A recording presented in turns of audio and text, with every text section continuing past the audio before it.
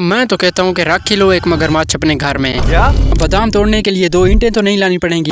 खैर, आज हम जानने वाले हैं कि एक क्रोकोडाइल के पास आखिर ऐसी कौन सी पावर होती है जो दुनिया के किसी भी और जानवर के पास नहीं होती, और इस खास पावर के पीछे आखिर ऐसी कौन सी कमजोरी छुपी हुई है जो इसे बिल्कुल बेबस बना देती है। अच्छा, फर्ज करो आप एक दरख्त के नीचे बैठे हो और दरख्त भी सेब का है। अब होता तो आपके साथ भी वही है जो न्यूटन के साथ हुआ था, लेकिन फर्क ये है कि जैसे ही सेब नीचे गिरता है आप चुपचाप उसे उठाकर उसमें से एक बाइट ले लेते हैं। बस अभी अभी आपने एक फोर्स लगाई है और इस फोर्स को बाइट फोर्स कहते हैं। सेब का एक बाइट लेने के लिए हमें करीब 50 PSI तक की बाइट फोर्स लगानी पड़ती है। अच्छा, इंसान की एवरेज बाइट फोर्स 120 से 160 PSI तक होती है। एक डोमेस्टिक डॉग की 230 PSI, लायन की 650 PSI, बेयर की तकरीबन इससे डबल होकर 1200 PSI तक चली जाती है। लेकिन मजे की बात यह है कि ये सब कुछ भी नहीं है एक साल्ट वाटर क्रोकोडाइल के सामने, जिसकी बाइट फोर्स 3700 PSI तक होती है। और पता है, ये दुनिया का सबसे ज्यादा बाइट फोर्स रखने वाला जानवर है, जो अपने शिकार की सख्त तरीन हड्डियां भी कुचल कर रख देता है। करीब 24 से 25 इंसानों की बाइट फोर्स को मिलाया जाए तब जाके ये एक सिंगल क्रोकोडाइल की बाइट फोर्स के बराबर होगी। अब इससे अंदाजा होता है कि जब शिकार एक क्रोकोडाइल के मुंह में आ जाए तो भाई ये समझ लो कि धरती से उसके नसीब का दाना पानी खत्म हो चुका है। अब यहीं आसपास में ही इसकी एक कमजोरी छुपी हुई है, और वो कमजोरी है इसके माउथ ओपनिंग मसल्स में, मतलब वो मसल्स जो इसका मुंह खोलने में इसके काम आते हैं। क्रोकोडाइल्स के ये मसल्स इतने कमजोर होते हैं कि अगर एक मजबूत रबर बैंड या एक इलेक्ट्रिक टेप के कुछ चक्कर इसके मुंह के इर्द गिर्द लगा दिए जाएं तो वो इसका मुंह बंद रखने के लिए काफी होते हैं।